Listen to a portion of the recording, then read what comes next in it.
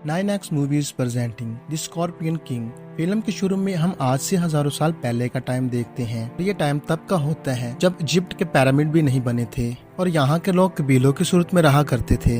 तब एक कबीला अपनी ताकत के जोर पर ऊपर आने लगता है और इस कबीले के सरदार का नाम मेमनोन होता है। और मेमनोन ने आहिस्ता आहिस्ता कमजोर कबीलों पर हमला करना शुरू कर दिया और उन पर हुकूमत करने लगा। और इसकी जीत की वजह एक जादूगरनी थी जो फ्यूचर देखकर पहले ही मेमनोन की हार या जीत के बारे में बता देती थी। और मेमनोन इसकी पेशन गोई के जरिए ही जंग के सारे प्लान बनाया करता था। और अब यहाँ आजाद कबीले बहुत थोड़े रह जाते हैं और वो मेमनोन से जंग नहीं करना चाहते। और इनके ना लड़ने की वजह भी वही जादूगरनी होती है, क्योंकि वो आजाद कबीले जो बच गए होते हैं वो जानते थे कि वो जादूगरनी फ्यूचर देखकर मेमनोन को सब बता देगी। मगर यहाँ एक और कबीला होता है जो मेमनोन से जंग करना चाहता है, इसलिए इस कबीले का राजा 3 किलर्स को बुलाता है जो बहुत खूनखार होते हैं। दरअसल इन किलर्स का कबीला भी पूरी तरह से खत्म हो चुका होता है और अपने कबीले में अब ये सिर्फ 3 ही बचे होते हैं जो कि बचपन से ही कातिल होते हैं। और ये तीनों बहुत बहादुर होते हैं, मगर इनमें जो सबसे ज्यादा बहादुर होता है उसका नाम मैथियस होता है और यही हमारी मूवी का मेन कैरेक्टर होता है। अब राजा उन्हें बोलता है कि तुम्हारा सिर्फ यही काम है कि तुमने उस जादूगरनी को मारना है। और इस काम के लिए राजा उन्हें 20 कीमती पत्थर देता है। और पत्थर लेने के बाद मैथियस राजा को बोलता है कि तुम्हारा काम हो जाएगा। अब मैथियस अगली सुबह अपने साथियों के साथ उसी जगह पर जाता है जहाँ मेमनोन का खेमा लगा होता है। अब ये तीनों उस जादूगरनी को ढूंढना शुरू कर देते हैं। तभी मेमनोन के सिपाही उन्हें देखकर उन पर तीरों से हमला करना शुरू कर देते हैं। थियस एक साथी उस हमले में मारा जाता है। थियस के भाई को कैद कर लिया जाता है, लेकिन मैथियस जादूगरनी के खेमा तक पहुंच जाता है। और जैसे ही वो उसे तीर मारने वाला होता है तभी वहां मेमनोन के सिपाही आ जाते हैं और मैथियस जादूगरनी को छोड़कर उन्हें मार देता है। मगर वो मैथियस को पकड़कर मेमनोन के पास ले जाते हैं।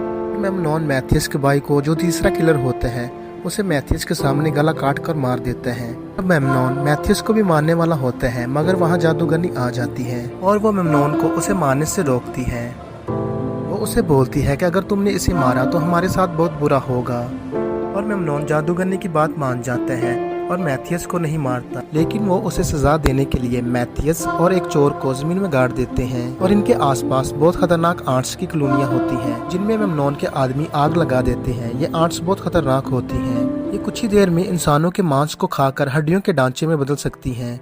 लेकिन जो चोर मैथियस के साथ होता है वो किसी न किसी तरीके से खुद को आजाद करवा लेता है और साथ साथ वो मैथियस को भी आजाद कर देता है। अब मैथियस उस चोर के साथ अपने भाई और अपने साथी का बदला लेने के लिए मेमनोन के किंगडम की तरफ बढ़ना शुरू कर देते हैं। इसके बाद हम मेमनोन को देखते हैं जो कि बाकी जो किंगडम बच गए हैं उन पर हमला करना चाहता है, लेकिन जादूगरनी मेमनोन को ऐसा करने से मना कर देती है। लेकिन मेमनोन कहता है मैं इस पूरी दुनिया का राजा बनना चाहता हूँ और उसके बाद हम शादी कर लेंगे। लेकिन जादूगरनी उसे बोलती है कि अगर तुमने मुझसे शादी कर ली तो मेरी फ्यूचर देखने की सारी पावर्स चली जाएंगी। तब मेमनोन जादूगरनी को बोलता है कि जब मैं सब कुछ हासिल कर लूंगा उसके बाद हमें तुम्हारी पावर्स की जरूरत नहीं होगी। अब मैथियस और वो चोर मेमनोन के किंगडम में आ जाते हैं और वहाँ एक लड़का मैथियस के कीमती पत्थर चुरा कर भाग जाता है, लेकिन मैथियस उस बच्चे को पकड़ लेता है। वो बच्चा उसी जगह का होता है और वह यहाँ के कोने कोने को जानता है, इसलिए मैथियस उसे मेमनोन के महल में जाने का रास्ता पूछता है। तब वो लड़का उसे महल के अंदर ले जाता है और यहाँ उन्हें एक बूढ़ा आदमी भी मिलता है जो कि मेमनोन की आर्मी के लिए बारूद बनाने की कोशिश कर रहा होता है। ये बूढ़ा आदमी भी मेमनोन को पसंद नहीं करता। अब मैथियस उस बूढ़े आदमी से पूछता है कि मेमनोन इस टाइम कहाँ पर होगा। तब वो बूढ़ा आदमी उसे बताता है कि इस वक्त मेमनोन तलवारबाजी की तैयारी कर रहा होगा। अब वो लड़का मैथियस को उस जगह पर लेके जाता है, लेकिन ऊपर चढ़ने से पहले मैथियस उस लड़के को एक कीमती पत्थर दे देता है। अब वो एक टावर पर चढ़ा होता है और मेमनोन पर निशाना लगाने ही वाला होता है कि मेमनोन के सिपाही उस लड़के को मेमनोन के पास लेकर आते हैं, क्योंकि उन्हें लगता है कि ये कीमती पत्थर उस लड़के ने मेमनोन का चोरी किया होता है। इसलिए मेमनोन के सिपाही उस बच्चे का हाथ काटने ही वाले होते हैं कि मैथियस मेमनोन को छोड़कर उस कुल्हाड़ी पर निशाना लगाता है, जिससे वो लड़के का हाथ काटने वाले होते हैं। अब वो सिपाही मैथियस को देख लेते हैं और इस पर तीरों से हमला करना शुरू कर देते हैं। और मैथियस अपनी जान बचाने के लिए एक कमरे की छत पर छलांग मार देता है और वो कमरे में आ जाता है जहाँ वो जादूगरनी होती है। और वो जादूगरनी को जबरदस्ती अगवा कर लेता है और उसे महल से बाहर ले आता है, क्योंकि उसे पता होता है कि जादूगरनी को ढूंढने के लिए मेमनोन जरूर अपने महल से बाहर निकलेगा। और जब वो बाहर आएगा तो मैथियस उसे मारकर अपने साथी और अपने भाई का बदला ले लेगा और उसके बाद वो जादूगरनी को भी मार देगा।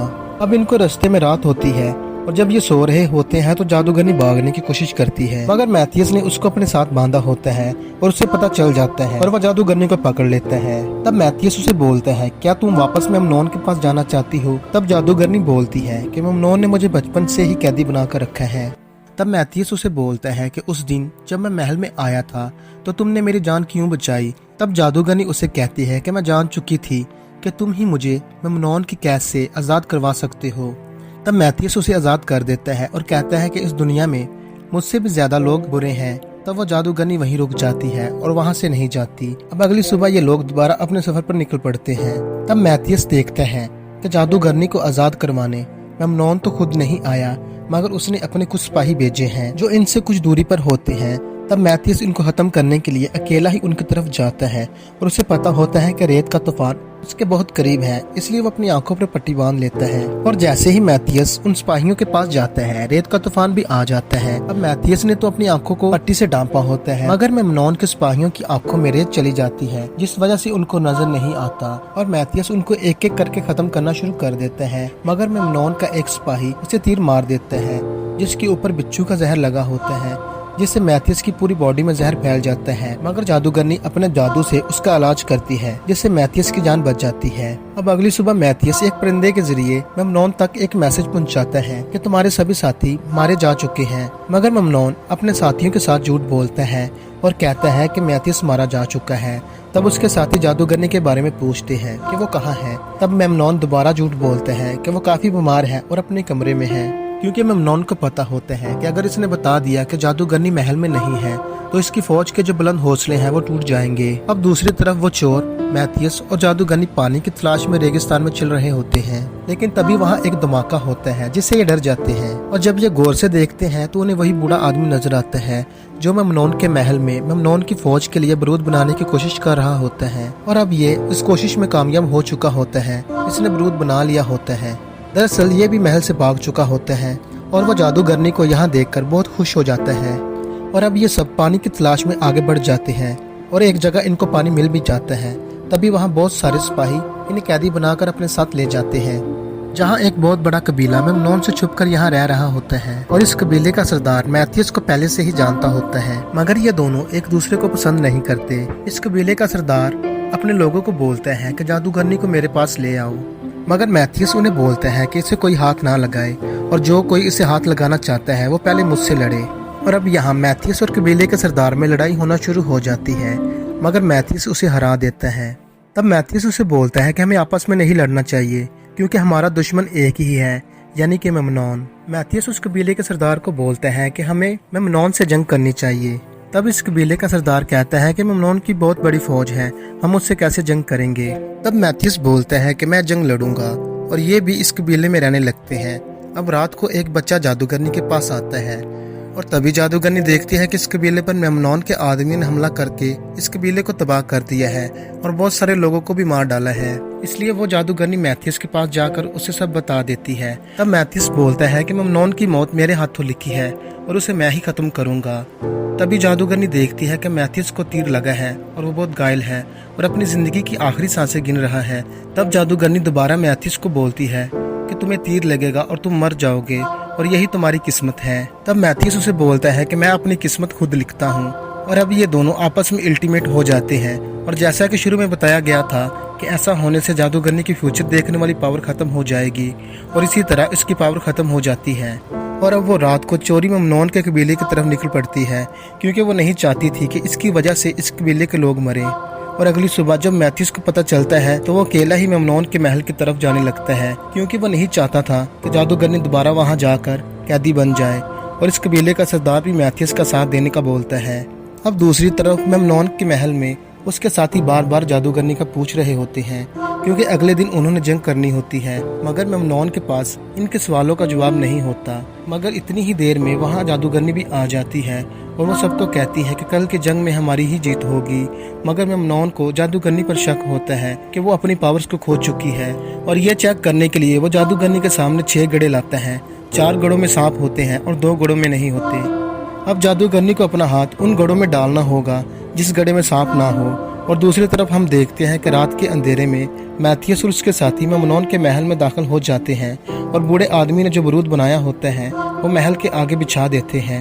अब दूसरी तरफ मेमनोन जादूगरनी का इम्तहान ले रहा होता है और जादूगरनी उस गड्ढे में हाथ डाल देती है जिस गड्ढे में सांप होता है, जो कि जादूगरनी को नहीं काटता। अब इससे पहले कि मेमनोन जादूगरनी को मार पाता, मैथियस भी वहां आ जाता है और इन दोनों के बीच लड़ाई होना शुरू हो जाती है और बाहर कबीले का सरदार मेमनोन के सिपाहियों को मारने लगता है और मेमनोन और मैथियस की लड़ाई में मेमनोन मैथियस की आंखों में मिट्टी डाल देता है और इतनी देर में ही वहां एक तीर चलाने वाला आ जाता है जैसे वो जादूगरनी ने देखा होता है और वो मैथियस के आगे आ जाती है ताकि वो तीर जादूगरनी को लग जाए, मगर मैथियस जादूगरनी को लेकर पलट जाता है और तीर मैथियस के कमर में लगता है और ये वही सीन होता है जिसे जादूगरनी ने पहले ही देख लिया था।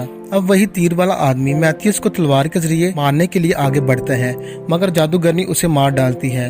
अब मैथियस बहुत ज्यादा जख्मी होता है और वो उसी कमान को उठा लेता है और अपनी कमर में से तीर निकाल कर मेमनोन की तरफ निशाना लगाता है। मेमनोन अपनी तरफ आने वाले तीरों को अपनी तलवारों के जरिए रोक लेता था मगर मैथियस की तीर की स्पीड बहुत ज्यादा होती है और वो इस तीर को तलवारों से नहीं रोक पाता और तीर उसे लग जाता है और वो नीचे गिरने लगता है। अब दूसरी तरफ मैथियस के लोग बारूद को आग लगा देते हैं जिसकी वजह से वहाँ बहुत बड़ा धमाका होता है और आग लग जाती है और मेमनोन जो कि ऊपर से नीचे गिर रहा होता है वो इसी आग में गिर जाता है और मेमनोन का खात्मा हो जाता है। और इसके खात्मे के बाद मैथियस को यहाँ का राजा बना दिया जाता है और कबीले का सरदार मैथियस के पास आकर जाने की इजाजत देता है। और अब जादूगरनी मैथियस को बोलती है कि अब हमारे मुल्क में अमन होगा। तब मैथियस उसे बोलता है कि क्या तुम्हारी पावर्स चली गई हैं? मगर जादूगरनी बोलती है कि नहीं, मेरी पावर्स अभी भी मेरे पास हैं। तब मैथियस उसे पूछता है कि बताओ हमारे मुल्क में अमन कब तक रहेगा? तब जादूगरनी बोलती है कि हर चीज की एक लिमिट होती है और यही हमारी किस्मत होती है। तब मैथियस उसे बोलता है कि मैंने तुम्हें कहा था ना कि मैं अपनी किस्मत खुद लिखता हूँ, और ये